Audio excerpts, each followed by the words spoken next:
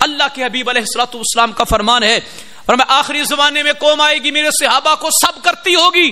آج بھی ہم دیکھتے ہیں ایسی قوم ہم میں موجود ہے, صبح و شام صحابہ پر تبرہ کرتی ہے.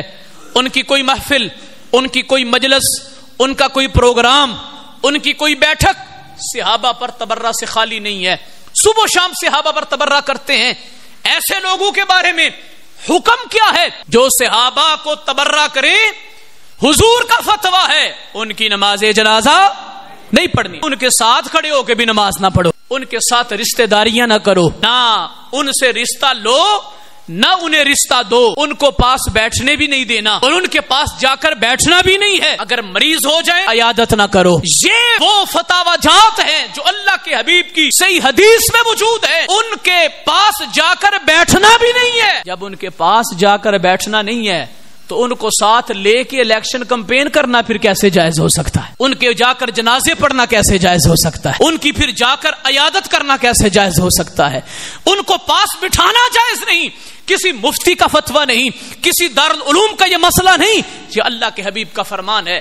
آج ہم دیکھتے ہیں کہ ایک تو لوگ بد بدبو سے نفرت ہی بہت کم کرتے ہیں, اور جو تھوڑے بہت لوگ کرتے ہیں, اچھا بھلا ایک بندہ اس کے دروازے پہ گستاخ صحابہ کو ساتھ لے کے چلا جاتا ہے.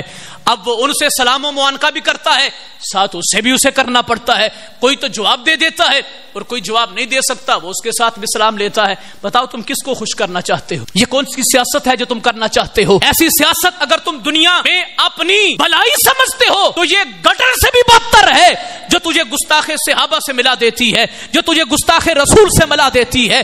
ہم ایسی سیاست پر لعنت بھیجتے ہیں, اور وہ سیاست جو بنی اسرائیل کے انبیاء سیاست کرتے تھے وہ نبوی سیاست ہے, وہ مصطفی سیاست ہے, وہ سیاست جو اللہ کے حبیب علیہ الصلوۃ والسلام نے بھی کی.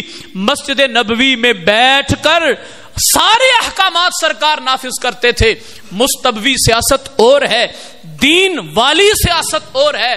جدا ہو دین سیاست سے تو رہ جاتی ہے چنگیزی. کوئی یہ نہ کہے کہ دین کا مسئلہ اور ہے, سیاست کرنی ہے چلو سب کچھ کر لیں, سب کچھ ضرور کرو لیکن اپنے گھر میں بیٹھ کے کرو.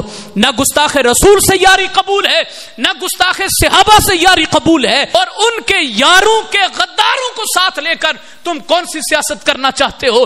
یہ تمہارے گلے کا توق بن رہی ہے, تمہارے ماتھے پر یہ جھومر کی بجائے کالک بن رہی ہے. آج جب یہ کہا جائے کہ گستاخوں سے تعلقات نہ رکھیں, اس کے پاس بیٹھنا نہیں ہے, ان کی نماز جنازہ نہیں پڑھنی, تو لوگ کہتے ہیں یہ کہاں لکھا ہے, یہ دلیل کہاں ہے؟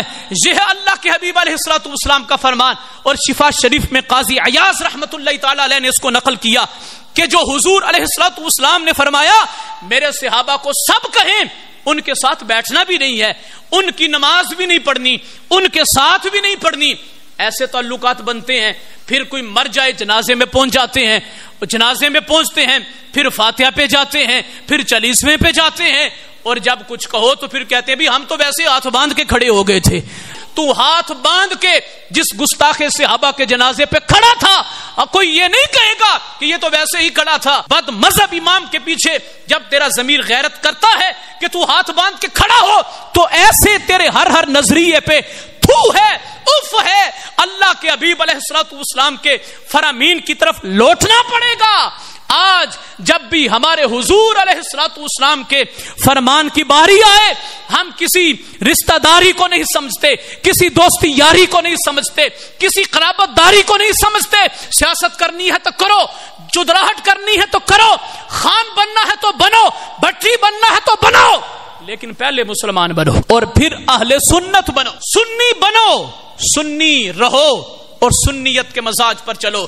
اگر سنیت کے مزاج کو چھیڑ کر تم ہم پر مسلط ہونا چاہو گے, ہم ایسی کسی چدراہٹ کو نہیں مانتے.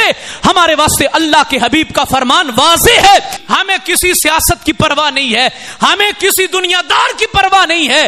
ہمارے سامنے حبیب پروردگار کا فرمان ہے, اور اس فرمان پہ ہر سنی کی جان بھی قربان ہے.